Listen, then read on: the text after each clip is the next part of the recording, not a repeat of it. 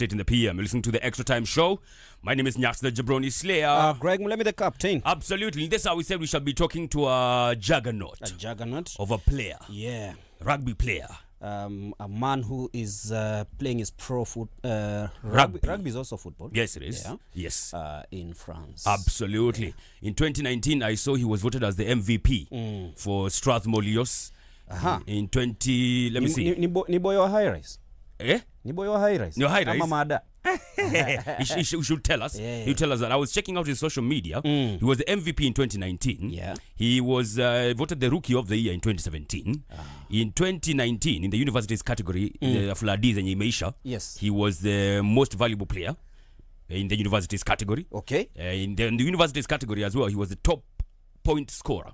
Top point scorer. Yes, in 2019. So he's been there, done that. Yeah. And now, like you said, he's playing his trade all the way in France. Man like Bethuel. Yeah. Anami is in the building. How you doing, bro? Bethuel. Is he on line 1 or line 2? Let's see. He should be on line 2. Hello. Hello. Hi. Bethuel. Hi. I'm Vipi doing bana? good, and you?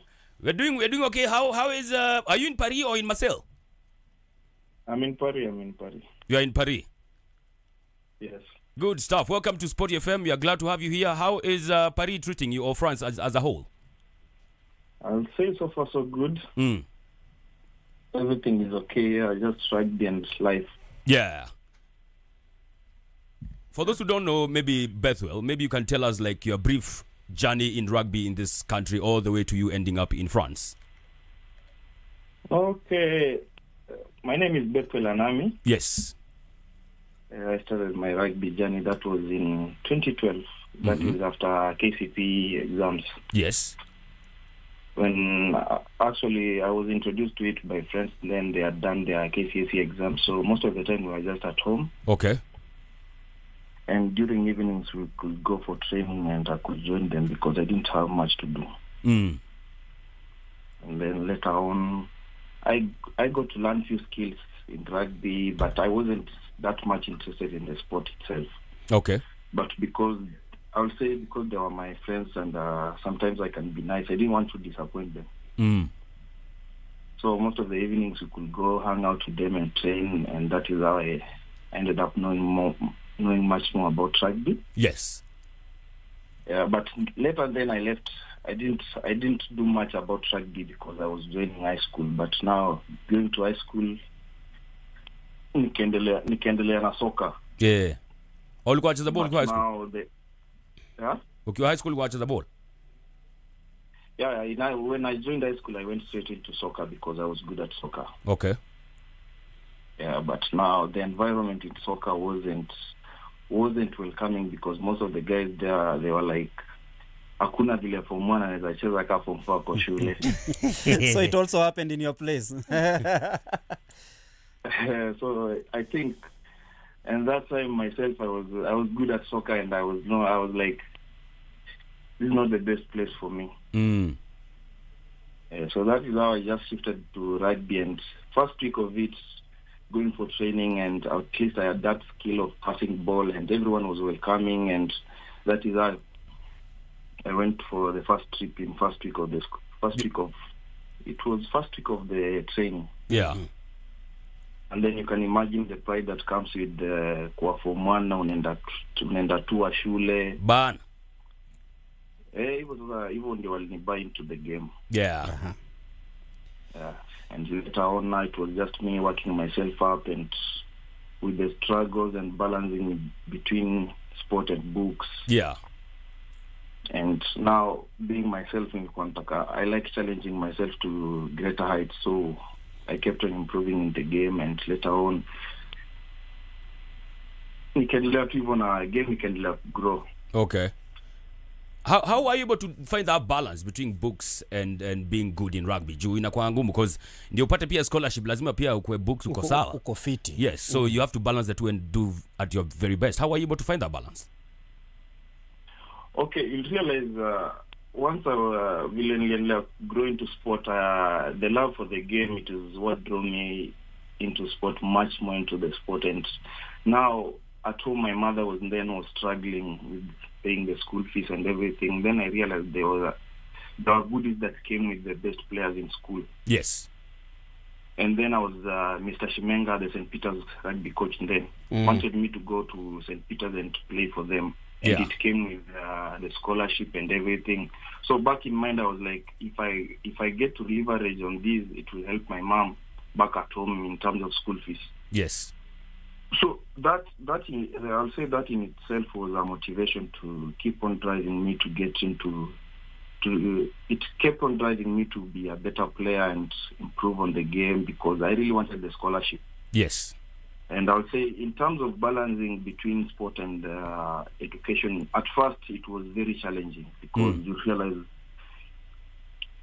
the teachers back in high school really wanted the results. At the same time, back on the field, the coach wanted the results. So at first I didn't have that balance and ikakuwa ngumu sana. So kapata, in terms of education, I wasn't doing well, but with time, with working and getting to know when to do what and what to do, so it became easier. And actually, I wouldn't say it was easier. It kept on going for a while, but with support of the teachers and advice from the guys that were in Form 4 doing rugby at the same time and doing sports and were doing well in class.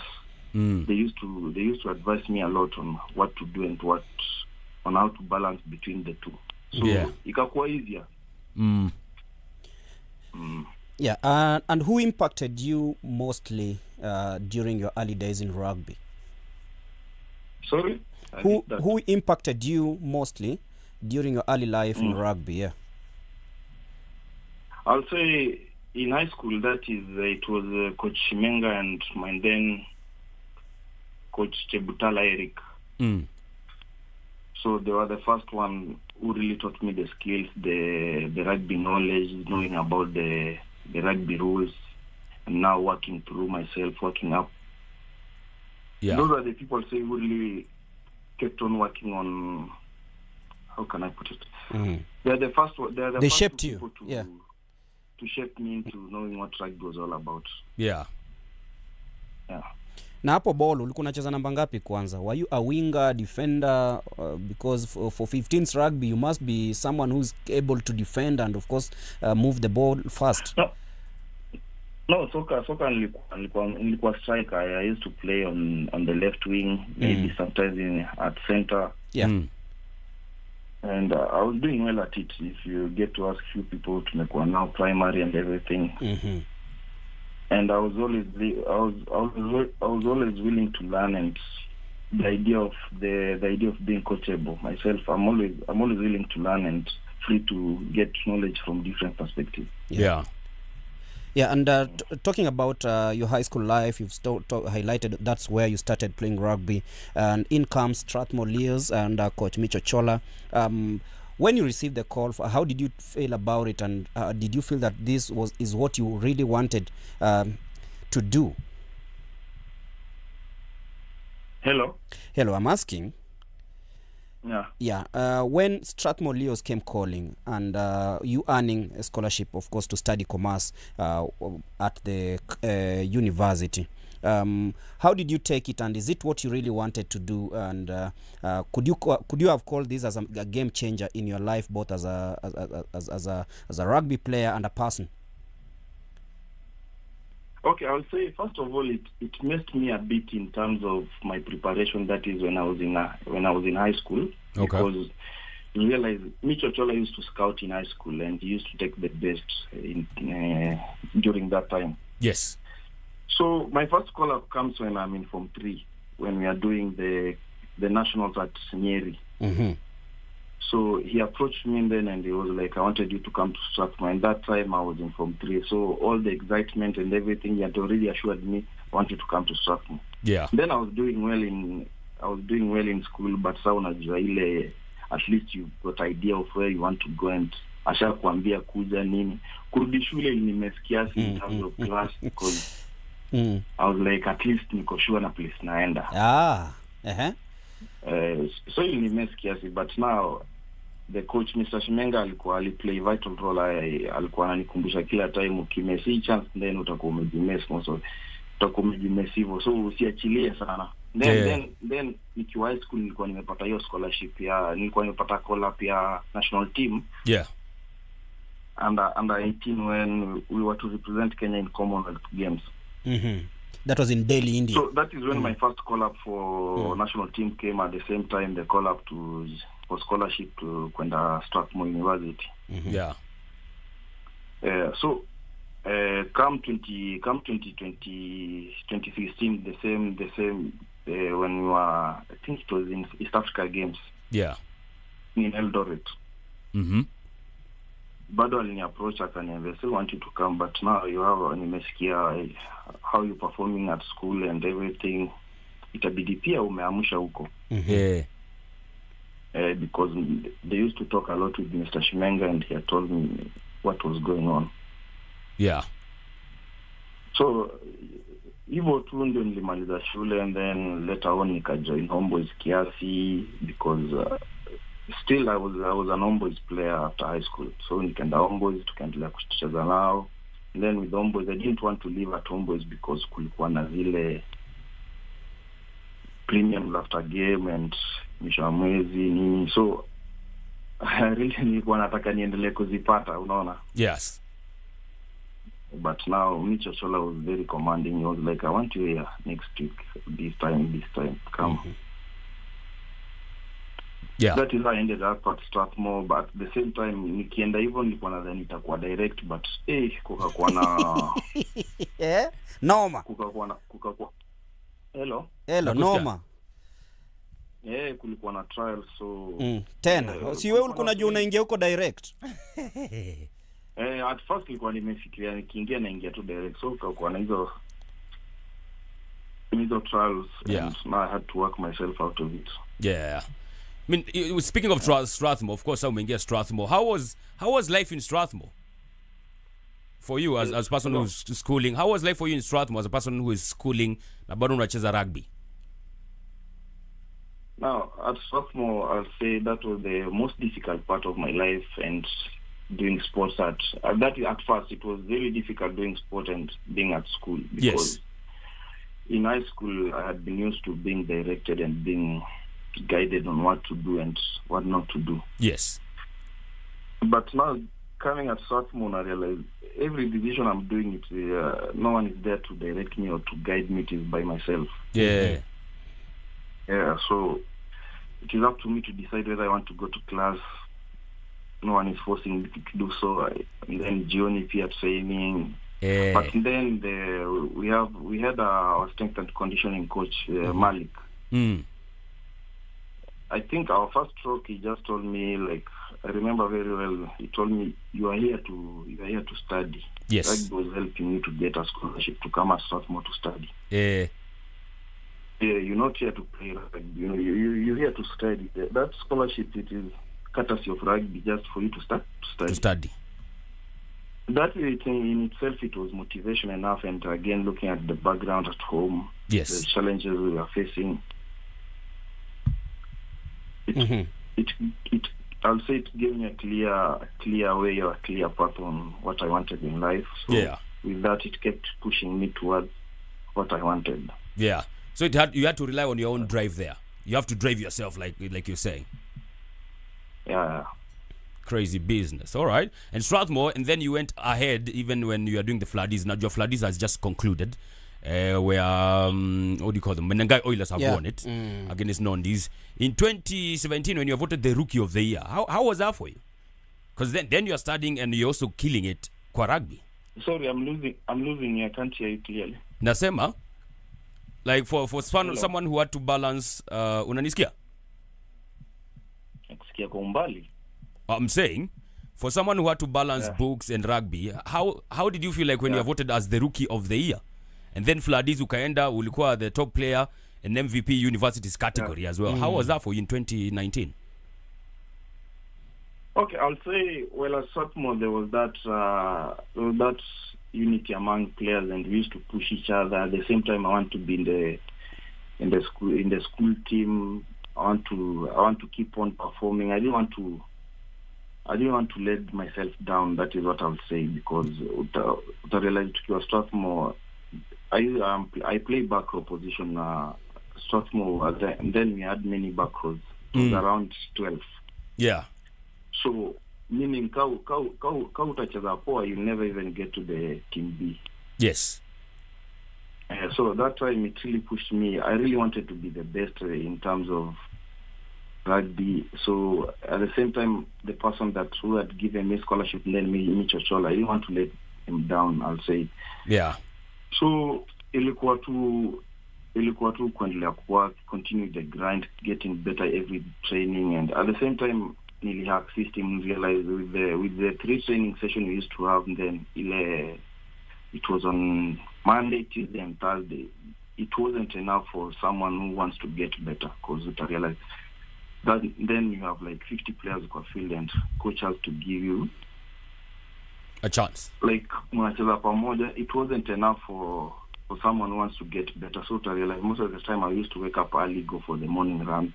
Yeah. So zingine tunachukua na mabeshte, go for the gym. Yes. So those extras behind the scenes where there's no coach, there are no other players. Yes. I think I'll say that is what worked for me, because you realize by the time we are coming for this 1 hour or 30 minutes training, I'm much ahead of players wengine. Yeah. And now you're in France now. What lessons would you say you learned while at Strathmore that you are currently applying as you playing professionally in France now? Sorry? Nasema, what lessons would you say will you learn from your time yako ya Strathmore that you are now applying in real life now that you are doing this professionally in France? I'll say in terms of the lesson I'm trying to carry along with it is first of all, it's discipline and how to interact with the people. Because we realize most players without that aspect of discipline are kwanga ngumu sana. Yes. To continue grinding at the same time, doing what you love. So first of all, what I came for, your idea of discipline is idea sana, and at the same time the idea of being committed on what you're doing and try wanting to get better in terms of everything, imenisaidia sana. Na nikuulize, the change from the Kenyan environment to France, how was it the transition, bearing the fact that a boy from Mumias has gone all the way to Marseille? Yes. Sorry, the transition? From Mumias, JKIA to France. Now you're a professional rugby player in France. How was the transition, and how did you cope up with your early days, and how looking at the culture between Kenya and France, did it affect you in the same line?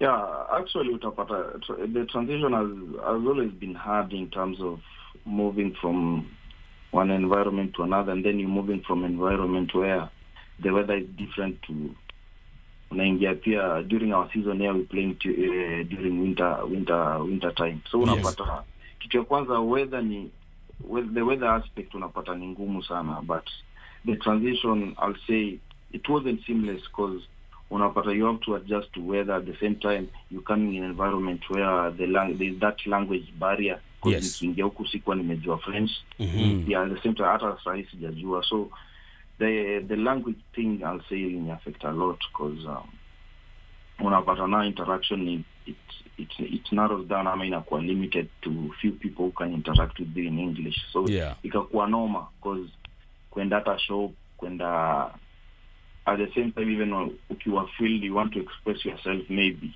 Yes. There's an idea you would like to share with other players, or there's some information you want to pass, ikakuwa noma. So I'll say at first, realize hata nikikuja huku, I wasn't in the first team. Nilikuja kanisha drop because with the weather I wouldn't adjust vizuri. Ilikuwa noma. Na huko food ya huko inakaaje? Juu huko tumezoea sembe. Huko food, chakula iko aje huko? Yeah, pia hiyo pia food ilikuwa noma, cause unapata nimezoea food ya Kenya, unakuja huku unapata food wanakula huku. Wanakula nini kwanza hawa watu? Nipatie disclaimer mapema. Huko mnadimbua nini? Mnadimbua nini huko? huku tunakula mostly pasta, unapata mchele baridi. Kia nani? Aje. Makwaso, like unapata food huku ili stretch by the way, unapata ilikuwa issue kubwa. Aha. Sasa ukitaka kukula kuku unaenda wapi? Ukitaka kukula kuku unaenda wapi? Na sasa France flag yao ina kuku. Unapata kuku iko kwa wingi, but sasa hiyo kuku pia itaste kaya ya home. Unapata nimezoea mtu amezoea mluya, amezoea kienyeji. Unakula kuku na ina taste tu siji hata si kuku, ina taste jini. So that one was a challenge too, because how to manage that and try to adjust to eat it ilikuwa ngumu. Yeah, jumza rugby lazima akule fiti. There's no in between there. Nikuulize, how have you been able to break your language barrier because over time? How long have you been there, by the way? This is the third year. Yes. Kwa huku. But so third year nimekuwa mwaka 3. Okay, how have you been able to break your language barrier? Okay, I tried going for classes za ku learn your French. At the same time, at my free time, naingia YouTube najifundisha pole. Yeah.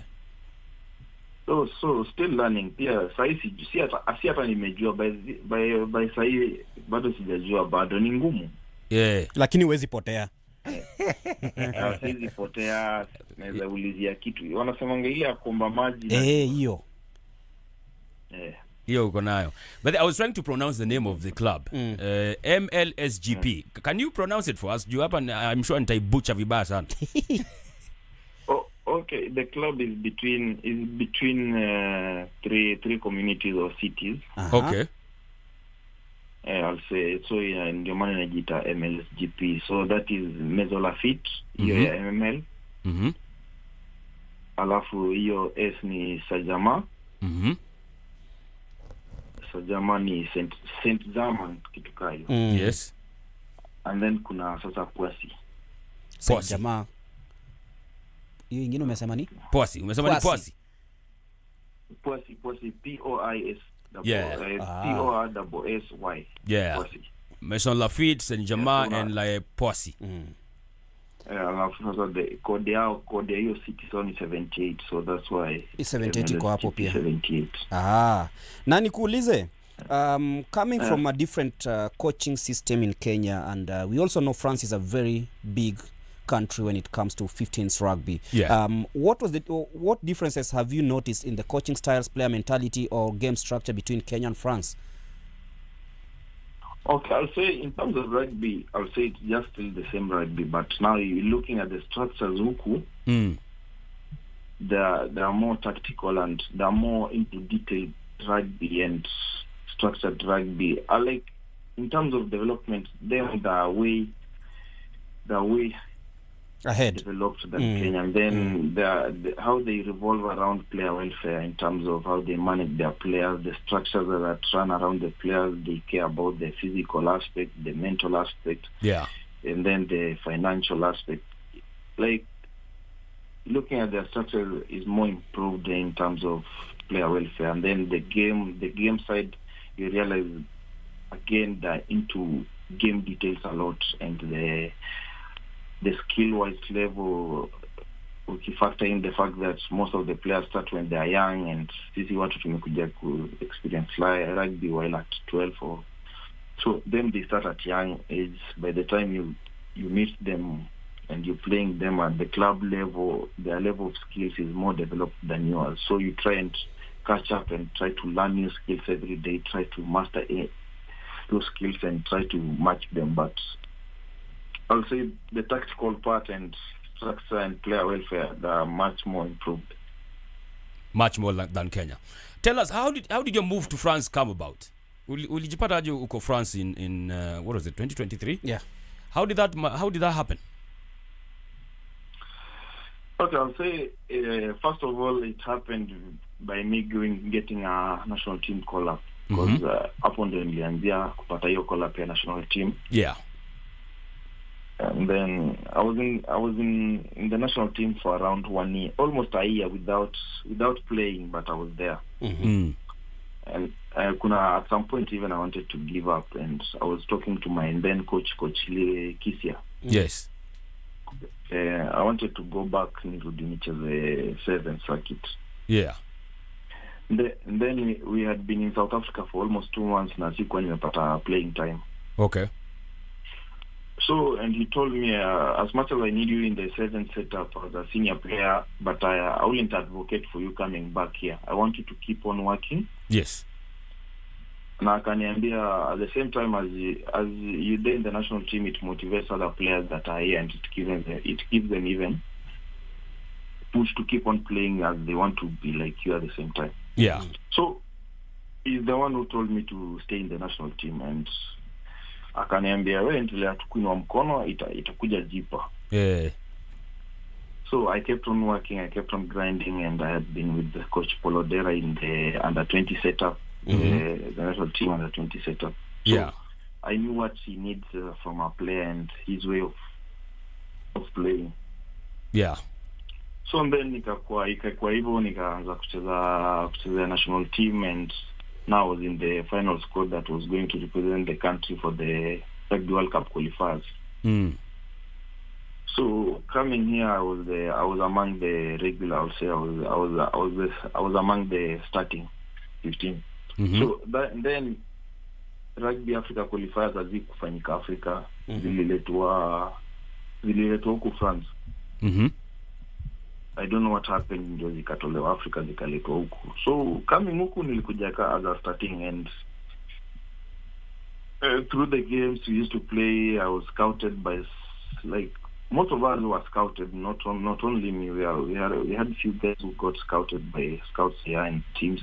Yeah. So talks zikaanzia hapo. That time hauna hata agent, hauna mtu, so ni wewe mwenyewe unaongea with the help of team manager, and then Jimmy Mnene alitusaidia sana in Fahad. Yeah. So they used to help us in negotiating the contracts and everything. So hivyo tukaanza kuongea, and most of it. So kitu ilifanyika with me, ilipata nilikuwa nimemaliza campus. Hello. Yes. Nakusikia. Ilipata nilikuwa nimemaliza campus, nimeanza work, and then I was working at Minet Insurance, but sikuwa satisfied. Yes. And hiyo opportunity ilikuwa imetokea, naona salary wanataka kunioffer and everything, so mi nikaichukulia tu personal, like chasing all the visa requirements and going for the interview, kila kitu mi nilichukulia serious. So hivyo tu tukaongea, everything was sorted. Jimmy Mnene was trying to help me on the other side. Yeah. At the same time I had a friend mwenye alikuwa amekujanga exchange program at Strathmore. Nilikuwa nimepata hii team, wanataka nikuje huko, what can I do and nini. So he was very willing to help. Yeah. Hivyo tu ndio wakatuma hizo documents, they did everything on their part while I was doing everything on my part. Yes. Ikakuwa successful. Yeah, eventually. Yeah, which I know you have played for the Simbas a couple of times. Which moment would you say is your most proudest for you so far? Sorry? In your many matches at the Simbas, of course, team, which moment is your most make you most proud, at proudest, or most memorable, if I may put it that way? Okay, playing for Kenya Simbas itself, it was a huge honor, by the way, because we realize every athlete who is playing at club level, it is always their dream to represent the national team. True. So for me in itself, it was just a huge honor and a pride in itself, just to represent the country and to know that you're doing it for the people, you're showing it for the country, you're trying to show what Kenya has got in terms of talent and everything. For me in itself, your idea to what I could represent the national team, it was pride and honor. Yeah. But now, talking about the game that was memorable, it was in 2022 when we played when we played against Algeria in the semi-finals. Yeah. That was I'll say the game was very hard and it was a sweet victory. And in terms of how I showed up for the game and how I played, I'm still proud of it. So for me, that was, in terms of national team, that was my most memorable game. Talking about the game and off the game, how do you communicate the friends back at home, your family, and one of your friends called Louis, mlisoma naye huko Mumias, said tukusalimie sana, and is one of the presenters here on SportyFM. Yes. Yes. So how do you communicate? Yeah. Alikuanga aje shule kwanza? Kisirani kichwa ngumu. Namjua tumekuwa naye St. Peter. He's a good guy. Are you sure? Hii unamficha? Najua ni mtu mpoa huyo. Okay. It's subject to verification. Vitu tunaona huku. Sorry? Hiyo ni subject to verification. Vitu tunaona huku kama huyo ndio alikuwa mzuri shule. Ni miaka mob, maybe amechange in. Yeah. What to change? Yeah, fact. So how do you communicate with your mates? Yeah, maybe ni bad company ameshindana nyinyi sana. Tena. Angekuwa anakaa na sisi, you'd be a very good boy. Good boy. Better than he was in high school. Ni sawa. Yeah. So ulikuwa unasema? How do you communicate with lads back at home, your friends, family? How do you keep in touch on a day-to-day basis or when you get time? Nowadays kuna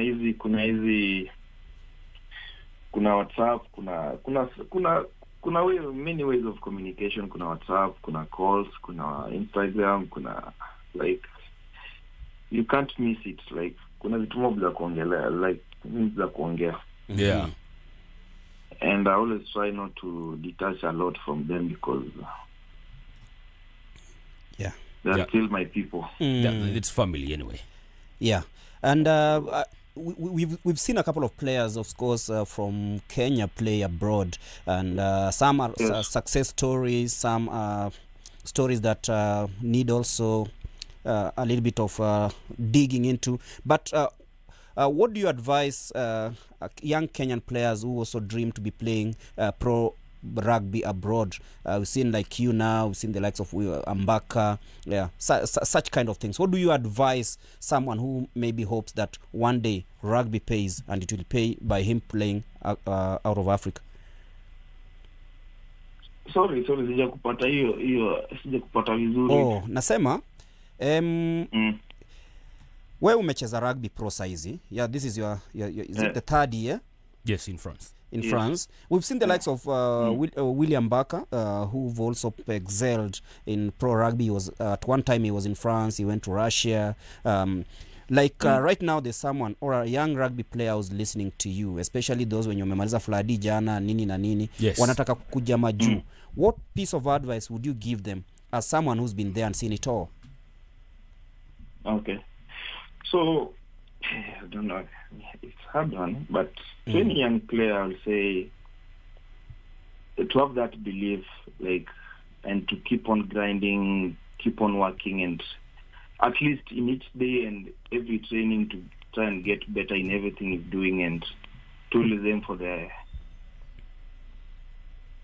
for higher achievements, or how can I say, like, and let to grind and let to work on everything or on his skills in terms of,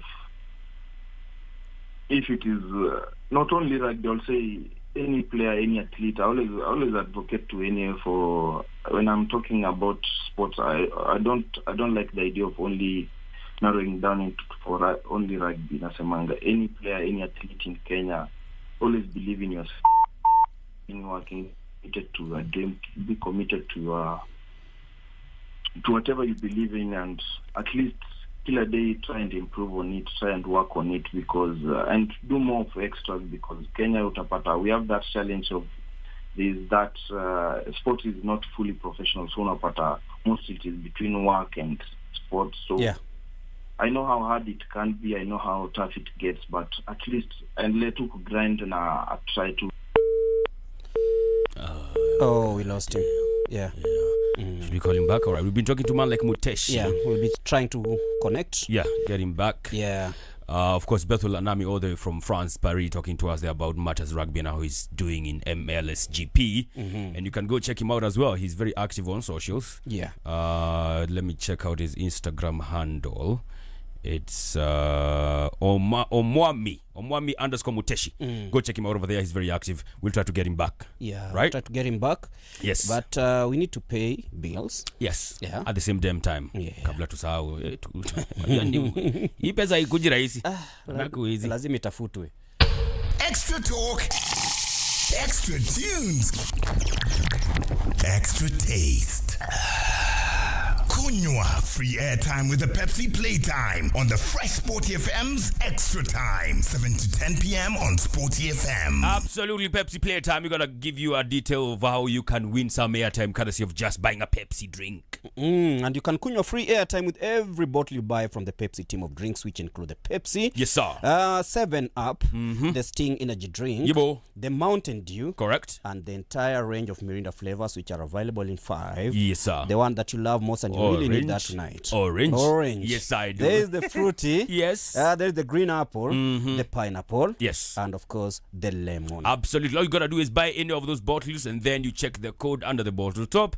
Do a very simple thing of dialing *459*3#. Send the code and you're guaranteed of airtime. Because unakunywa airtime na Pepsi, and SportyFM is calling on you to go beyond sport and enjoy playing the game in life. Absolutely.